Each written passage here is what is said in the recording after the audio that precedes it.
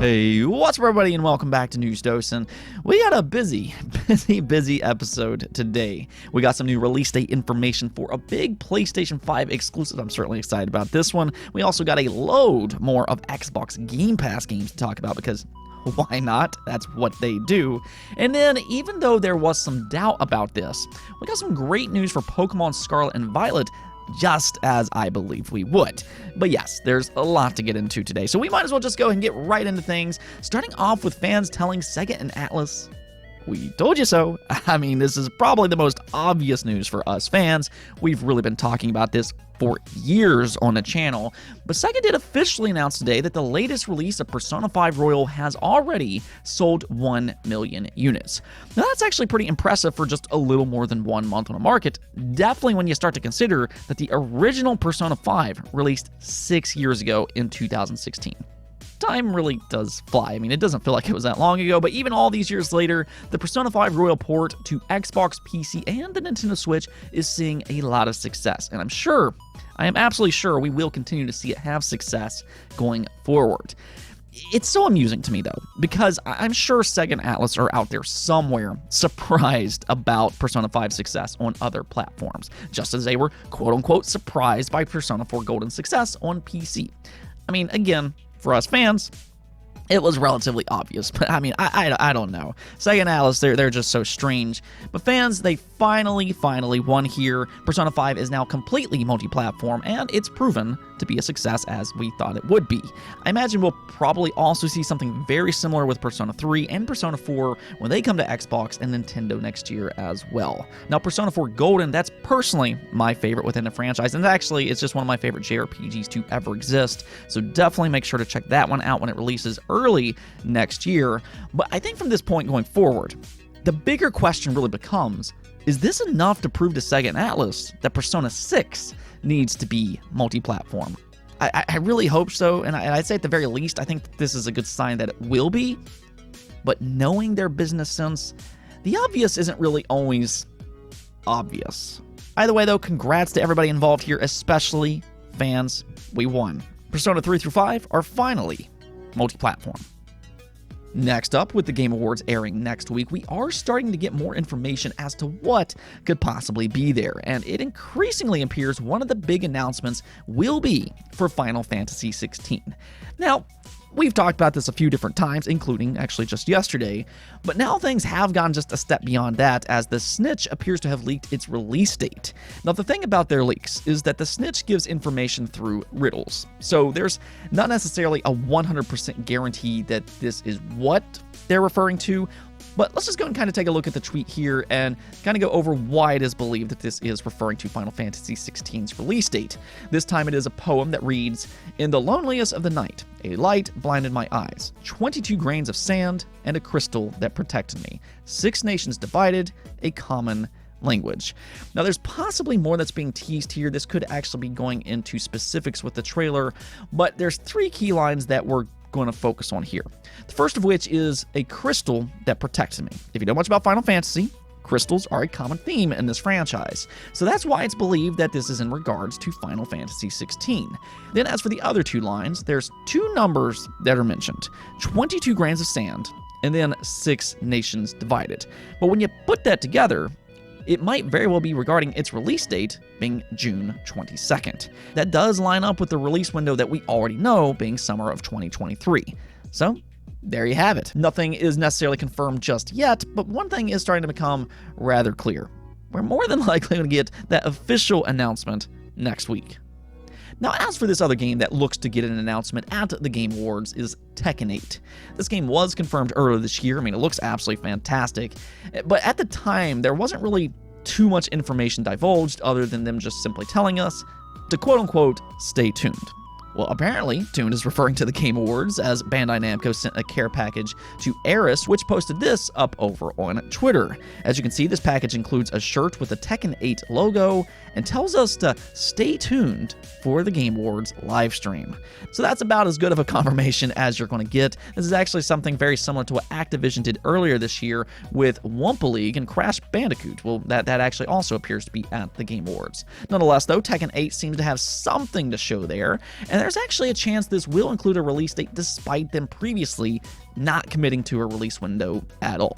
Bandai Namco last month in an investor's call did suggest that a 2023 release is completely on the table, as they said this: "We are planning a large number of projects. Tekken 8 is also under development with the aim of launching in fiscal 2023 or later." So if that holds up, that would mean that Tekken 8 is planned to release anytime between April 1st of 2023 to March 31st of 2024. Now, that doesn't absolutely mean we will get a release date at the Game Awards, but it is possible that Tekken 8 is closer than what was expected. Either way, do expect to see Tekken 8 in some capacity at the Game Awards. Like I said before, the hype for this showcase is really starting to ramp up. Let's just go and get to the Xbox Game Pass stuff, though, because their December lineup, it's actually insanely crazy good. And more so, this is just the first half of December. There's still more games to be announced.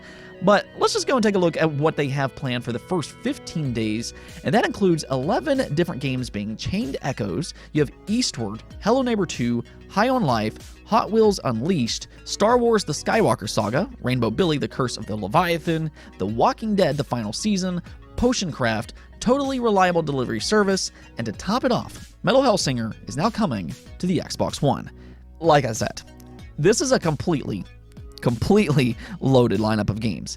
It's really one of those situations where it's kind of like, which game do you start out with first? But let's just kind of go over some of the highlights here, and that has to start off with High on Life. There's been a lot of anticipation for this one, but this is a humorous first-person shooter coming from the Rick and Morty co-creator and Squanch Games. Now, they actually previously developed Trover Saves the Universe, which is a surprisingly good and humorous action platformer. I did play that game years ago when it first came to the PlayStation VR. I definitely recommend it myself, but they have proven that they can make good games. So that's already a good sign for High on Life. Let's hope they can replicate that once again.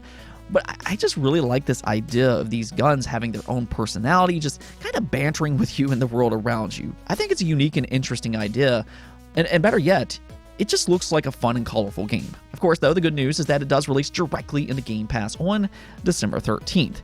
This is the exact reason that Xbox Game Pass is so great. You get these interesting day one releases, and that continues on with Chained Echoes. This game will also be releasing directly into Game Pass on December 8th.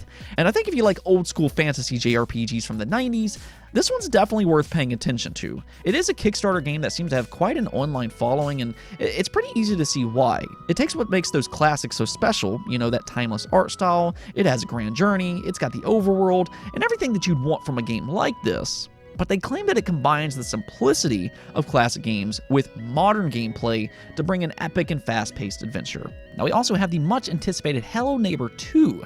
This is yet another Day 1 release, but this time being a sequel for the immensely popular Hello Neighbor. It will be out on December 6th, but just in case you don't know what this game is, it's a stealth horror game where you try to uncover the secrets of your creepy neighbor. You go in and you break into his house, you try to look for clues, and things like that. But with its advanced AI, he tries to hunt you down. Now, you can distract him, be real creative and slow him down, things like that, but the AI does adapt to what you do, and that really adds to the overall tension. It's just a lot of fun, and the sequel wants to improve on that formula even further.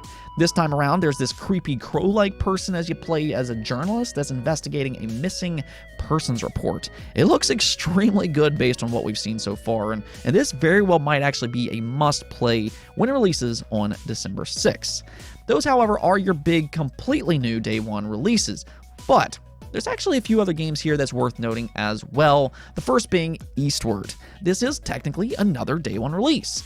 Now, it has been out for a while on the Nintendo Switch and PC, but it did get a surprise launch for Xbox today. Yeah, you can play this one right now, and it's a really good game. Immediately. You can see just how gorgeous the art style is. From an artistic perspective, it's really one of the best looking pixel art games that comes to mind. But the game itself kind of plays out like a mix of an old school JRPG and how its story unfolds, but then it plays kind of similar to classic Zelda games. Now, don't take my word for it though, go play it yourself because it is available right now. Now, there's also the LEGO Skywalker Saga. This game did release earlier this year, and there was originally a lot of anticipation for this one. If I remember right, it did break some records in concurrent players for the franchise. And you can see why. In terms of production value, it's definitely one of the better looking LEGO games ever made, and there's also a ton of content in this one. So if you do like the LEGO games, if you like Star Wars, or really, I think that this is also a good release for kids, then check out the Skywalker Saga on December 6th. And if you thought I was done highlighting games, no, I'm actually not. Like I said, this lineup is absolutely loaded, and that includes a game that isn't getting as much attention, being Rainbow Billy. Let's go and kind of change that though, because it looks like it's a nice little hidden gem. It is described as a 2.5D puzzle platformer RPG, but if you watch the gameplay, it actually looks very similar to games like Paper Mario and the Mario and Luigi Saga. About that, I'm actually thrilled that we're seeing a lot of these Paper Mario inspired games as of recent, and Rainbow Billy, it appears to be in that category as well. Now this game has been out for a while though, but I checked its reviews and it does have an 81 overall score on Metacritic, and then on Steam, 94% of all reviews recommend it. So that's definitely a good sign, and yeah, you might want to go and make sure to keep this one in mind. It will be available through Game Pass on December 15th. All in all, though, I mean, we just highlighted several games there because, I mean, there's a lot of really interesting games coming in the first half of December. I mean, if you're on some type of holiday vacation this month, and if you have something like Game Pass, well, all these games might just keep you busy. But let me know, which one are you most looking forward to playing yourself? Let me hear it in the comments below. Now, we did also get an update for Pokemon Scarlet and Violet, and I do mean that quite literally. Nintendo just announced its first patch being 1.10. It is out today, though this is actually not the big story here. We'll get more into that here in just a second. But first, let's go over the patch notes. So the first update includes ranked battles for Season 1, so that's fantastic news if you're into the competitive side of Pokemon. I know I'm personally looking forward to that. They also fixed an issue that caused the music to not play correctly during the battles with the Elite Four and the top champion in the Victory Road path. Then lastly, it simply says other select bug fixes have been made. Now, as to exactly what that is referring to is a bit of a mystery, but I do imagine that this is not the performance fix that fans were hoping for. However, the big story here is what Nintendo posted next, as they said this: "We are aware that players may encounter issues that affect the game's performance. Our goal is always to give players a positive experience with our games, and we apologize for that inconvenience. We take the feedback from players seriously and are working on improvements to the games." So there you have it, and this is actually a little bit of a rare situation. You don't typically see Nintendo, out of all companies, apologize for quality. But here we are, and they are indeed pledging to fix this game going forward, and they do specifically mention the performance. That's the really important part here. Now, this was a big concern for a lot of fans out there. You know, these games have already sold 10 million units, and I guess the mindset here is they believe that they just wouldn't care enough as they've already had a lot of success. Basically, we rewarded their success by, you know, buying it in droves. I didn't really personally look at it that way, though, because this is a game expected to sell beyond just its first 3 days. I mean, you look at something like Sword and Shield as an example. That sold like 25 million units. It sells over years and years. So it's not just about its launch alone.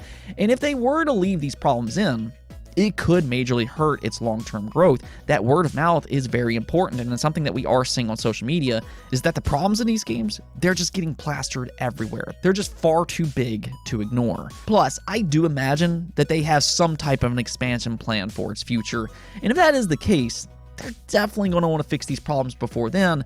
That way they can keep players interested enough to buy future content down the road. Now, there was some other people out there that also pointed out that Game Freak isn't necessarily known to put out major performance patches.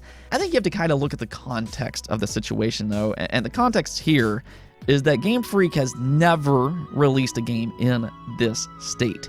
So it's a completely different situation, and that's exactly what we're seeing here. The issues in this game were severe enough that it really caught Nintendo's attention, and they're now vowing to fix these problems. Now, how long that will take, who knows? Hopefully sooner rather than later, but it is great to hear Nintendo come out and vow to fix these problems. I do kind of wonder about something, though. Game Freak is under the Pokemon Company, and I do believe that they don't really give them enough time on these games, especially as they've grown in size. These aren't your just simple handheld games anymore. They're definitely much bigger now. But Nintendo has always kind of preached about quality. This is a company that really cares about their public image, and they've really built their entire brand off the quality of their first-party releases. So Pokemon Scarlet and Violet, while yes, it is a great game, I'm loving it myself, it didn't really reflect what this company stands for. So I do kind of wonder if Nintendo is looking at that situation going forward. Will they go to the Pokemon company and say, hey, maybe we should take a little bit more time on these games to really make sure we don't have these issues going forward? And we'll see about all that, but nonetheless, I'm thrilled because these games really are, they're genuinely great games. They just have performance problems, but I'm just thrilled to see that they are looking to fix that going forward. Let's go and take a look at the poll of the day, though, where I asked you all, what rumored announcement are you most hoping to see at the Game Awards? And as you can see here, most of you all are really hoping to see an Elden Ring expansion, with 42% of your votes going towards that. Then 16% of you all voted for Final Fantasy XVI's release date. It's increasingly looking like that's going to happen. Then 16% of you all voted for Monster Hunter Rise for PlayStation, Xbox, and Game Pass. Then 15% voted for Other. I'll kind of come back to that here in just a second. And then 11% of you all voted for Crash Bandicoot Wumpa League. Honestly, though, you kind of look at just this small little list here, and we also talked about Tekken 8 earlier. The Game Awards is already sounding pretty interesting. I know for myself, I'm actually interested in each and every one of these titles. I think for me, I'd probably go with the Elden Ring expansion as well, though. I absolutely adore that game. It is easily my favorite game this year, and it's really just probably one of my favorite games of all time. It really is that good. Now, as for Final Fantasy XVI, I'm also greatly looking forward to that. That's one of my most anticipated games for next year. But yeah, the Game Awards, it's definitely sounding pretty exciting so far. Looking through the comments, though, I did see several other games mentioned, including Hollow Knight Silksong. We haven't heard about that one for a while. We do know it's supposed to release in the first half of 2023 at the very least. I also saw some mentions for both Hellblade 2 and Perfect Dark. Both of these games we haven't seen for quite a while, and if Xbox wants to make a presence there, those would definitely be two really exciting games that they could show. I know I personally would like that. Then for you fighting game fans out there, I did see a few mentions for Mortal Kombat 12 in the comments, as well as Street Fighter 6. Honestly, if Tekken 8, Street Fighter 6, and Mortal Kombat 12 all shows up at the Game Awards, yeah, fighting game fans are having a fun time if all of that does indeed happen. I even saw Metroid mentioned a few different times. Of course, there was a rumor earlier this year that a Metroid Prime remake is in development and was supposedly going to release this year. It didn't show up at Nintendo Direct, so, there's some hope that maybe it could possibly show up at the Game Awards. But nonetheless, it sounds like there's some really exciting potential announcements that could end up being made next week at the Game Awards. Anyways, though, that's it for this episode. But if you liked the video, don't forget to hit the notification and subscribe button for more content just like this. Also, if you'd like to support the channel through Patreon, thank you for making this content possible. Peace out.